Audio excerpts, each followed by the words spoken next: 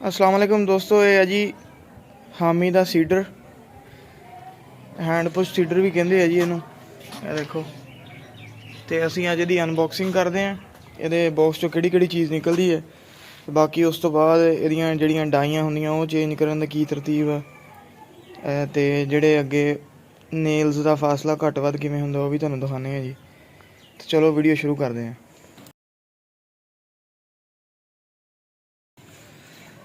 ਸਭ ਤੋਂ ਪਹਿਲਾਂ ਜੀ ਇੱਕ ਹਾਮੀ ਦਾ ਉੱਤੇ ਲੋਗੋ ਲੱਗਾ ਹੋਇਆ ਕੈਪ ਨਿਕਲੀ ਹੈ ਜੀ ਬਾਕਸ ਚੋਂ। ਠੀਕ ਹੈ, ਇਹ ਸਾਰਾ ਸਮਾਨ ਜੋ ਵੀ ਅਸੀਂ ਬਾਹਰ ਕੱਢਦੇ ਹਾਂ ਨਾ ਜੀ।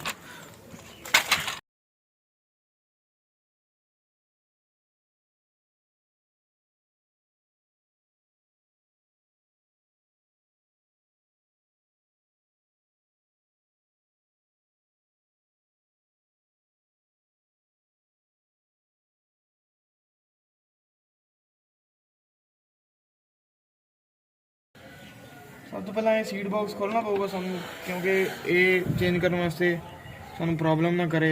ਇਹ ਖੋਲ੍ਹ ਦਿੰਦੇ ਹਾਂ ਅਸੀਂ।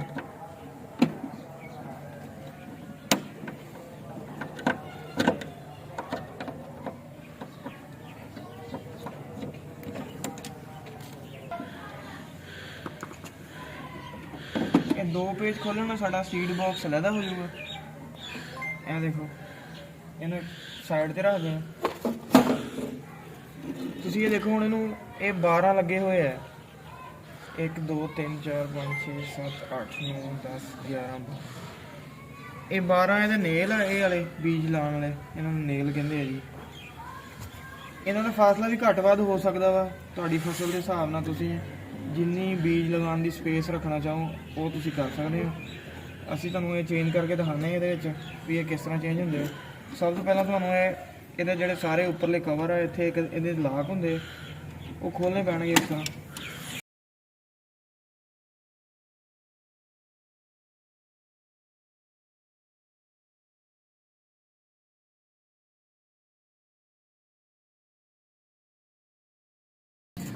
ਜਿਵੇਂ ਕਿ ਤੁਸੀਂ ਦੇਖ ਸਕਦੇ ਆ, ਇਹ ਨੇਲ ਤੋਂ ਨੇਲ ਦਾ ਫਾਸਲਾ ਹੈਗਾ ਇਹ 5.5 ਇੰਚ। ਅਸੀਂ ਇਹ ਮਕਾਈ ਵਾਸਤੇ ਸੈੱਟ ਕਰਾਂਗੇ, ਉਹਦੇ ਵਾਸਤੇ ਇਹ ਫਾਸਲਾ ਬਹੁਤ ਨਜ਼ਦੀਕ ਆ। ਮਕਾਈ ਵਾਸਤੇ ਤਕਰੀਬਨ ਕਮ ਤੋਂ ਕਮ ਇਹ 8 ਇੰਚ ਦਾ ਫਾਸਲਾ ਹੋਣਾ ਚਾਹੀਦਾ। ਉਹ 8 ਇੰਚ ਦਾ ਫਾਸਲਾ ਕਿਵੇਂ ਕਰਾਂਗੇ ਮੈਂ ਤੁਹਾਨੂੰ ਹੁਣ ਦੱਸਦਾ, ਉਹਦੀ ਕੀ ਤਰਤੀਬ ਆ। ਇਹ ਸਾਡੇ ਕੋਲੇ ਨਾ ਇਹ 5 ਮੁਖਤਲਿਫ ਕਿਸਮ ਦੇ ਸਪੇਸਰ ਆ। ਇਹਦੇ ਵਿੱਚ ਸਪੇਸਰ ਆਉਣਗੇ।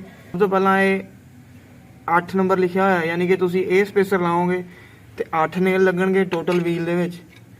ਇਹ ਲਿਖਿਆ ਹੋਇਆ ਜੀ ਇਹਦੇ ਤੇ 10। ਤੁਸੀਂ ਇਹ ਸਪੇਸਰ ਲਾਓਗੇ ਤੇ ਫਿਰ 10 ਨੇਲ ਲੱਗਣਗੇ। ਇਸੇ ਤਰ੍ਹਾਂ ਇੱਥੇ 7 ਲਿਖਿਆ, ਇਹ ਲਾਓਗੇ ਤੇ 7 ਨੇਲ ਲੱਗਣਗੇ। ਇਹ 9 ਲਿਖਿਆ ਹੋਇਆ, ਇਹ ਅਗਰ ਸਪੇਸਰ ਲਗਾਓਗੇ ਤੁਸੀਂ ਤੇ 9 ਨੇਲ ਲੱਗਣਗੇ। ਫਿਰ 6 ਲਿਖਿਆ ਹੋਇਆ ਇਹਦੇ ਦੇਖੋ, ਤੁਸੀਂ ਅਗਰ ਇਹ ਸਪੇਸਰ ਇਸਤੇਮਾਲ ਕਰੋਗੇ ਤੇ ਫਿਰ 6 ਹੀ ਨੇਲ ਲੱਗਣਗੇ। ਹੁਣ ਅਸੀਂ ਇਸਤੇਮਾਲ ਕਰਾਂਗੇ ਜੀ ਇੱਥੇ 8 ਨੰਬਰ ਦਾ ਸਪੇਸਰ, ਕਿਉਂਕਿ 8 ਨੰਬਰ ਦਾ ਇਹ ਲਾਵਾਂਗੇ ਤੇ ਤਕਰੀਬਨ 8 ਇੰਚ ਦਾ ਫਾਸਲਾ ਆ ਜਾਊਗਾ ਤੇ ਸਾਡੇ ਨੇਲ ਵੀ 8 ਲੱਗਣਗੇ। ਇਹ 8 ਨੰਬਰ ਦਾ ਸਪੇਸਰ ਅਸੀਂ ਇਸਤੇਮਾਲ ਕਰਾਂਗੇ। ਸਪੇਸਰ ਕਿਵੇਂ ਪਾਣੇ ਆ ਜੀ? ਸਭ ਤੋਂ ਪਹਿਲਾਂ ਇਹਦੇ ਵਿੱਚ ਤੁਸੀਂ ਇਹ ਦੇਖਣਾ, ਇਹ ਜਿੱਧਰ ਸੀਡ ਬਾਕਸ ਲੱਗਾ ਹੁੰਦਾ ਇਧਰ ਪਾਸੇ ਇੱਕ B ਲਿਖਿਆ ਹੋਇਆ ਇਸ ਸਾਈਡ ਤੇ, ਦੂਸਰੀ ਸਾਈਡ ਤੇ ਇੱਥੇ A ਲਿਖਿਆ ਹੋਇਆ। ਇਹ ਜਿਹੜੀ ਪੋਜੀਸ਼ਨ ਆ ਨਾ, ਇਸ ਜਗ੍ਹਾ ਤੇ 4 ਪੇਚ ਲੱਗੇ ਹੋਏ ਆ। ਦੇਖੋ ਇਹ 4 ਪੇਚ ਇਜ਼ਾਫੀ ਲੱਗੇ ਹੋਏ, ਬਾਕੀ ਨਹੀਂ ਲੱਗੇ ਕਿਤੇ ਵੀ, ਬਾਕੀ ਸੈਂਟਰ 'ਚ ਹੀ ਹੈ। ਇਹ 4 ਪੇਚ ਸਭ ਤੋਂ ਪਹਿਲਾਂ ਖੋਲਾਂਗੇ।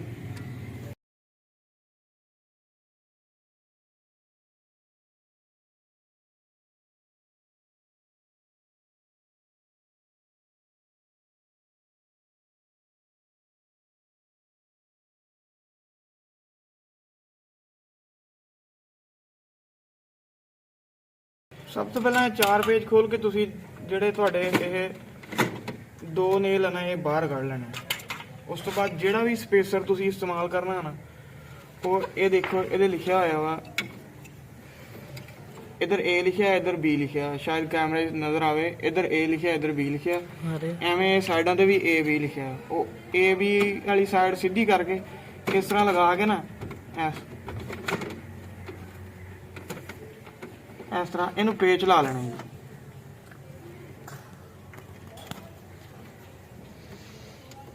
ਜਿਹੜਾ ਵੀ ਸਪੇਸਰ ਲਾਣਾ ਤੁਸੀਂ ਉਸ ਨੂੰ ਪਹਿਲਾਂ ਇਹ ਪੇਚ ਲਾ ਲੈਣੇ, ਇਹ ਟਾਈਟ ਕਰ ਦਿੰਦੇ ਆਪਾਂ।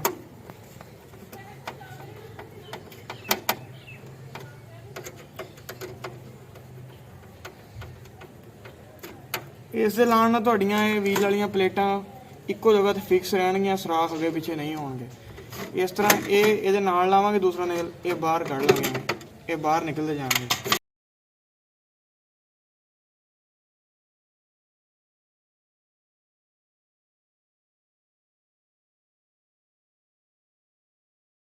ਦੇਖੋ ਆਪਣਾ ਸਾਰਾ ਇਹ ਵੀਲ ਨੇਲਾਂ ਤੋਂ ਫ੍ਰੀ ਹੋ ਗਿਆ, ਨਹੀਂ ਕੋਈ ਨੇਲ ਇਸ ਟਾਈਮ ਇਸਤੇਮਾਲ ਨਹੀਂ ਹੋ ਰਿਹਾ। ਸਪੇਸਰ ਲਾਉਣ ਦਾ ਸਾਨੂੰ ਇਹ ਫਾਇਦਾ ਹੋਇਆ ਵੀ ਇਹ ਇਸ ਤਰ੍ਹਾਂ ਪਲੇਟਾਂ ਆਪਸ ਵਿੱਚ ਘੁੰਮਣਗੀਆਂ ਨਹੀਂ। ਅਗਰ ਇਹ ਉਤਾਰ ਲਾਵਾਂਗੇ ਇਹ ਪਲੇਟਾਂ ਘੁੰਮਣਗੀਆਂ। ਇਹਦੇ ਵਿੱਚ ਨੇਲ ਲਗਾਵਾਂਗੇ ਸਭ ਤੋਂ ਪਹਿਲਾਂ ਇਹ ਵਾਲਾ, ਦੇਖੋ ਐਸੇ ਤਰ੍ਹਾਂ ਨਜ਼ਦੀਕ ਨਹੀਂ, ਐਸੇ ਤਰ੍ਹਾਂ ਪਹਿਲਾਂ ਨੇਲ ਨੂੰ ਇਸ ਤਰ੍ਹਾਂ ਰੱਖਾਂਗੇ ਨਾ, ਇਹ ਇਹਦੇ ਵਿੱਚ ਰੱਖਾਂਗੇ, ਇਹ ਆਰਾਮ ਨਾਲ ਬਹਿ ਗਿਆ ਸਾਰਾ। ਇਹ ਦੇਖੋ ਇੱਕ ਨੇਲ, ਇਹ 8 ਨੰਬਰ ਵਾਲਾ ਸਪੇਸਰ ਵਾਲਾ ਬਾਕਸ ਅਸੀਂ ਲੈ ਲਿਆ। ਇਹ ਸਾਈਡ ਵੱਲ ਰੱਖਣੀ ਹੈ, ਇਹ ਦੇਖੋ ਇਸ ਤਰ੍ਹਾਂ ਰੱਖ ਕੇ ਪੂਰਾ ਇਸ ਤਰ੍ਹਾਂ ਬਿਠਾਈ ਜਾਣਾ। ਇੱਕ ਸਪੇਸਰ ਤੇ ਇੱਕ ਨੇਲ।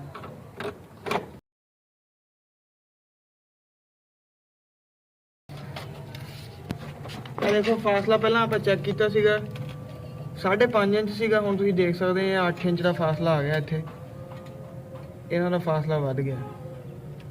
ਇਸੇ ਤਰ੍ਹਾਂ ਇਸੇ ਤਰਤੀਬ ਨਾਲ ਸਾਰੇ ਬਣਨੇ ਆਪਾਂ।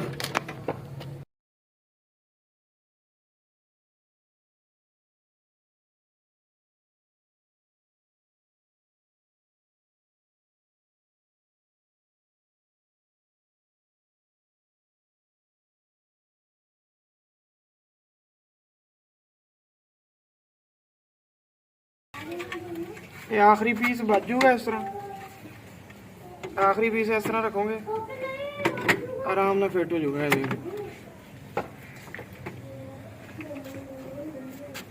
ਇਹ ਆਖਰੀ ਦੋ ਜਿਹੜੇ ਪੇਚ ਹੈ ਇਹਨਾਂ ਦੇ ਸੁਰਾਖ ਇੱਥੇ ਸਿੱਧੇ ਹੋ ਜਾਣਗੇ ਆਣ ਕੇ, ਇਹ ਤੀਰਾਂ ਦੇ ਨਿਸ਼ਾਨ ਲੱਗੇ ਹੋਏ ਇੱਥੇ ਸਿੱਧੇ ਹੋ ਜਾਣਗੇ। ਇੱਥੇ ਤੁਸੀਂ ਫਿਰ ਇਹਨੂੰ ਕੱਟ ਦੇਣਾ। ਨੇਲ ਸਾਡੇ ਹੁਣ 8 ਲੱਗ ਚੁੱਕੇ ਆ, ਕਿਉਂਕਿ 8 ਨੰਬਰ ਦਾ ਸਪੇਸਰ ਆਪਾਂ ਇਸਤੇਮਾਲ ਕੀਤਾ ਸੀ। ਇਹ ਦੇਖੋ 8 ਨੰਬਰ ਲਿਖਿਆ, ਅਗਰ 8 ਨੰਬਰ ਦਾ ਸਪੇਸਰ ਲਾਵਾਂਗੇ ਤੇ 8 ਨੇਲ ਲੱਗਣਗੇ। ਇਹ ਚੈੱਕ ਕਰ ਲਓ, ਇਹ 4 ਨੇਲ ਸਾਡੇ ਪਹਿਲਾਂ ਜਿਸ ਤਰ੍ਹਾਂ ਤੁਸੀਂ ਦੇਖਿਆ ਸੀ 12 ਲੱਗੇ ਹੋਏ ਸੀਗੇ, ਇਹ 4 ਨੇਲ ਸਾਡੇ ਹੁਣ ਇਹ ਇਜ਼ਾਫੀ ਹੋ ਗਏ। ਇਹਨਾਂ ਨੂੰ ਕਰਦੇ ਹਾਂ ਇੱਕ ਸਾਈਡ ਤੇ, ਇਹਨਾਂ ਦੇ ਲਗਾਵਾਂਗੇ ਕਵਰ। ਹੁਣ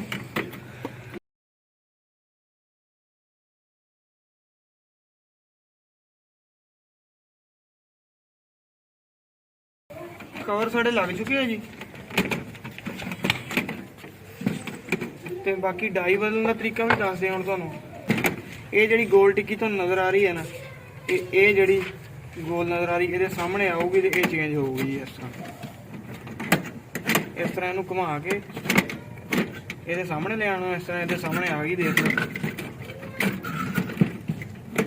ਇਹ ਇਹਦਾ ਲਾਕ ਆ, ਨਜ਼ਦੀਕ ਹੈ ਇਹ ਇਹਦਾ ਲਾਕ। ਦੇਖੋ ਇਸ ਤਰ੍ਹਾਂ ਇਹਨੂੰ ਪ੍ਰੈਸ ਕਰੋਗੇ, ਇਸ ਤਰ੍ਹਾਂ ਪ੍ਰੈਸ ਕਰਨਾ, ਇਹ ਵਾਪਸ ਘੁਮਾਓਗੇ ਤੁਹਾਡਾ ਇਹ ਟਿੱਕੀ ਖੁੱਲ ਜੂਗੀ। ਉਸ ਤੋਂ ਬਾਅਦ ਫਿਰ ਅੰਦਰ ਇੱਕ ਲਾਕ ਆ, ਇਹ ਵਾਲਾ, ਇਹ ਨਜ਼ਰ ਆ ਰਿਹਾ ਹੋਣਾ, ਤੁਸੀਂ ਇਹਨੂੰ ਘੁਮਾਓਗੇ ਇਹ ਵੀ ਖੁੱਲ ਗਿਆ ਤੁਹਾਡਾ। ਇਹ ਤੁਹਾਡੀ ਡਾਈ ਹੈ। ਇਹ ਦੇਖੋ ਜੀ ਇਸ ਤਰ੍ਹਾਂ ਤੁਸੀਂ ਚੱਕ ਕੇ, ਇਹ ਨੀਚੇ ਇੱਕ ਹੈਗਾ ਸਪੇਸਰ। ਉਹ ਸਪੇਸਰ ਕਿਉਂ ਹੁੰਦਾ ਉਹ ਵੀ ਮੈਂ ਤੁਹਾਨੂੰ ਦਿਖਾਉਣਾ ਵਾ। ਇਹ ਮੁਖਤਲਿਫ 11 ਕਿਸਮ ਦੀਆਂ ਡਾਈਆਂ ਜੀ। ਇਹ ਸਾਰੀਆਂ ਅਗਰ ਇਹ ਤੁਸੀਂ ਛੋਟੀਆਂ ਇਸਤੇਮਾਲ ਕਰੋਗੇ ਤੇ ਇੱਕ ਡਾਈ ਤੇ ਇੱਕ ਸਪੇਸਰ ਇਸਤੇਮਾਲ ਹੋਊਗਾ ਇਸ ਤਰ੍ਹਾਂ। ਬਾਕੀ ਇਹ ਇੱਕ ਡਾਈ ਹੈਗੀ ਹੈ ਵੱਡੇ ਸਾਈਜ਼ ਦੇ ਵਿੱਚ, ਵੱਡਾ ਦਾਣਾ ਹੋਵੇ ਬੀਜ ਦਾ ਕਿਸੇ ਦਾ, ਉਹਦੇ ਵਾਸਤੇ। ਅਗਰ ਤੁਸੀਂ ਇਹ ਡਾਈ ਲਾਓਗੇ ਤੇ ਫਿਰ ਇਹ ਸਪੇਸਰ ਵਿੱਚੋਂ ਖ਼ਤਮ ਕਰਨਾ ਪਊਗਾ, ਕਿਉਂਕਿ ਇਹਦਾ ਸਾਈਜ਼ ਦੋਨਾਂ ਦਾ ਦੇਖੋ ਇਹ ਬਰਾਬਰ ਬਣਦਾ।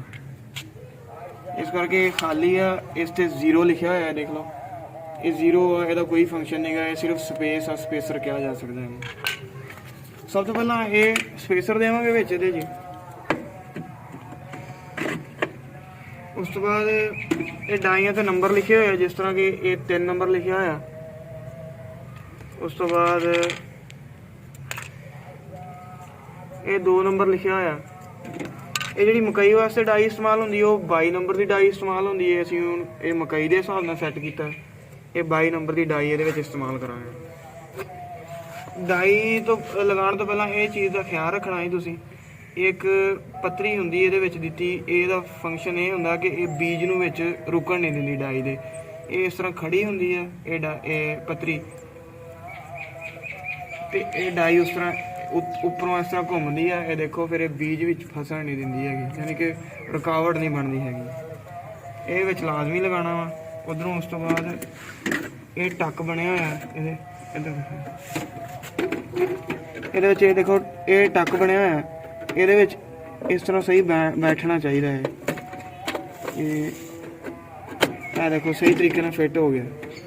ਇਹਦਾ ਮਕਸਦ ਸਿਰਫ ਬੀਜ ਨੂੰ ਡਾਈ ਦੇ ਵਿੱਚ ਫਸਣ ਨਹੀਂ ਦਿੰਦੀ ਇਹ ਚੀਜ਼। ਬਾਕੀ ਇਹ ਬੁਰਸ਼ ਲੱਗਾ ਹੋਇਆ ਇਹਦੇ ਵਿੱਚ, ਹਰ ਬੀਜ ਨੂੰ ਅਗਰ ਦਵਾਈ ਜ਼ਿਆਦਾ ਲੱਗੀ ਹੈ ਜਾਂ ਬੀਜ ਗਿੱਲਾ ਵਾ, ਬਿਲਕੁਲ ਸਾਫ਼ ਕਰਕੇ ਤੁਹਾਨੂੰ ਨੀਚੇ ਇਹਦੇ ਵਿੱਚ ਨੇਲ ਦੇ ਵਿੱਚ ਬੀਜ ਆਊਗਾ ਜੀ। ਇਹਦਾ ਹੁਣ ਉਹਨੂੰ ਫਿੱਟ ਕਰਦੇ ਹਾਂ ਬਿਲਕੁਲ ਉਸੇ ਤਰ੍ਹਾਂ ਜਿਸ ਤਰ੍ਹਾਂ ਖੋਲ੍ਹਿਆ ਸੀ। ਇਹ ਦੇਖੋ ਬੈਠ ਗਿਆ ਜੀ। ਇਸ ਤਰ੍ਹਾਂ ਇਹਨੂੰ ਥੋੜਾ ਘੁਮਾਵਾਂਗੇ ਤੇ ਇਹ ਲਾਕ ਦੇ ਵਿੱਚ ਫਸ ਜਾਊਗਾ। ਇਹ ਹੁਣ ਨਿਕਲਣ ਦਾ ਕੋਈ ਚਾਂਸ ਨਹੀਂ ਜਿੰਨਾ ਚਿਰ ਤੁਸੀਂ ਇਹਨੂੰ ਖੁਦ ਨਾ ਖੋਲੋਗੇ। ਉਸ ਤੋਂ ਬਾਅਦ ਉੱਪਰਲਾ ਕਵਰ ਵੀ ਉਸੇ ਤਰੀਕੇ ਨਾਲ ਲਾ ਦੇਣਾ। ਇਹ ਲਾਕ ਵਾਲਾ ਇਹ ਪੁਆਇੰਟ ਨਜ਼ਰ ਆ ਰਿਹਾ, ਇਹ ਦੇਖੋ। ਉਸ ਤੋਂ ਬਾਅਦ ਇਹਦਾ ਲਾਕ ਇਹ ਬਿਲਕੁਲ ਇਹਦੀ ਸੀਚ ਕਰਕੇ, ਇਹ ਦੇਖੋ ਇਹ ਲਾਕ ਲੱਗ ਗਿਆ। ਇਹ ਵੀ ਜਿੰਨਾ ਚਿਰ ਇਹਨੂੰ ਪ੍ਰੈਸ ਕਰਕੇ ਨਹੀਂ ਘੁਮਾਵਾਂਗੇ ਇਹ ਵੀ ਨਹੀਂ ਖੁੱਲ ਸਕਦਾ। ਅੱਛਾ ਜੀ, ਇਹ ਤਾਂ ਸਾਡੀ ਹੋ ਗਈ ਤਰਤੀਬ ਡਾਈ ਚੇਂਜ ਕਰਨ ਦੀ ਤੇ ਨੇਲ ਦਾ ਫਾਸਲਾ ਘੱਟ ਵੱਧ ਕਰਨ ਦੀ। ਹੁਣ ਅਸੀਂ ਇਹਦਾ ਪਿਛਲਾ ਹੈਂਡਲ ਇਹਦੇ 'ਚ ਫਿੱਟ ਕਰਦੇ ਹਾਂ ਜੀ। ਸਭ ਤੋਂ ਪਹਿਲਾਂ ਇਹਦਾ ਸੀਟ ਬਾਕਸ ਲਗਾਉਣਾ ਪਊਗਾ ਸਾਨੂੰ, ਜਿਹੜਾ ਪਹਿਲਾਂ ਉਤਾਰਿਆ ਸੀ। ਇਹਦਾ ਟੱਕ ਬਣਿਆ ਹੋਇਆ ਇਸ ਤਰ੍ਹਾਂ ਬਿਲਕੁਲ ਸਿੱਧਾ ਲੱਗੂਗਾ, ਇਹਦੇ 'ਚ ਕੋਈ ਨਹੀਂ ਟੈਨਸ਼ਨ ਵਾਲੀ ਗੱਲ। ਇਹ ਸੁਰਾਖ ਇਹਦੇ ਸਿੱਧੇ ਹੋ ਗਏ।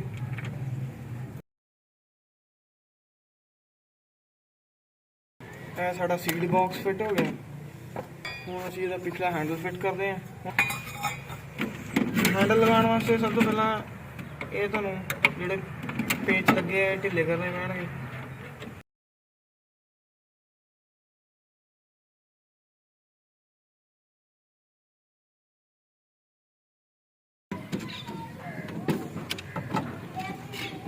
ਇਹ ਦੋਨੋਂ ਸਾਈਡਾਂ ਤੋਂ ਬਰਾਬਰ ਜਾਊਗਾ ਤੇ ਫਿਰ ਇਹਨੂੰ ਲੱਗਣ 'ਚ ਕੋਈ ਮੁਸ਼ਕਲ ਨਹੀਂ ਆਊਗੀ। ਇਹ ਨੀਚੇ ਤਾਈਂ ਬੈਠ ਚੁੱਕਿਆ ਦੋਨੋਂ ਸਾਈਡਾਂ ਤੋਂ। ਇਹ ਦੇਖੋ ਇਸ ਤਰ੍ਹਾਂ ਜਿਸ ਟਾਈਮ ਇਹ ਬੈਠ ਜਾਵੇ ਤੁਸੀਂ ਇਹਦੇ ਪੇਜ ਟਾਈਟ ਕਰ ਦੇਣੇ।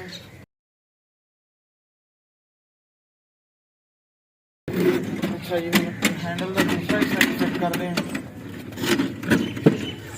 ਇਹਦਾ ਪਿਛਲਾ ਹਿੱਸਾ ਜੀ, ਇਹ ਰਬੜ ਦੀਆਂ ਗ੍ਰਿਪਾਂ ਦਿੱਤੀਆਂ ਹੋਈਆਂ ਇੱਥੇ,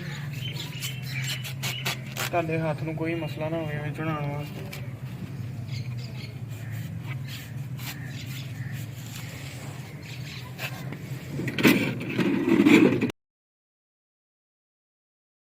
ਇਹ ਪਿਛਲਾ ਹਿੱਸਾ ਲੱਗ ਚੁੱਕਿਆ। ਤਾਂ ਸਪੇਅਰ ਸਮਾਨ ਵਾਲਾ ਸ਼ਾਪਰ ਸੀ, ਇਹਦੇ ਵਿੱਚ ਇਹਦੀਆਂ ਪਿੰਨਾਂ ਤੇ ਲਾਕ ਹੈ, ਉਹ ਅਸੀਂ ਇਹਨੂੰ ਇਸਤੇਮਾਲ ਕਰਾਂਗੇ। ਦੇਖੋ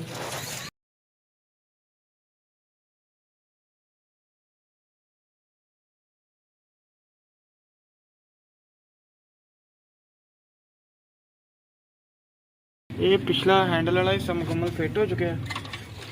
ਉਸ ਤੋਂ ਬਾਅਦ ਇਹਦਾ ਹੁਣ ਟਾਇਰ ਦੀ ਫਿਟਿੰਗ ਕਰਦੇ ਹਾਂ, ਪਿਛਲੇ ਟਾਇਰ ਦੀ।